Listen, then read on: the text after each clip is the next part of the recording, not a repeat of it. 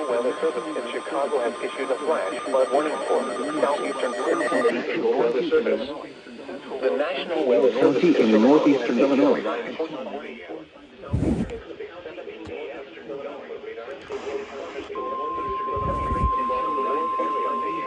Between 2 and 4 centimeters are falling. Additional rainfall amounts up to 3 inches are possible in the warned area.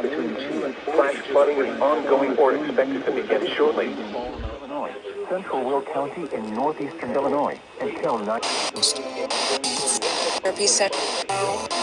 Gutter exit. 6, 7.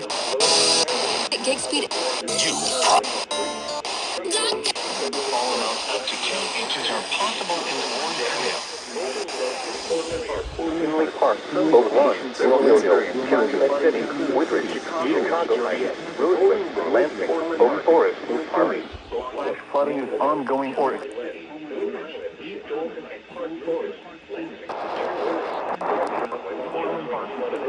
flooding of creeks. Passes. To do.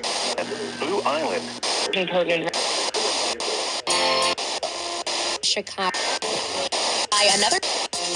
If he does. Time. Supplies. Damn right. Be a part.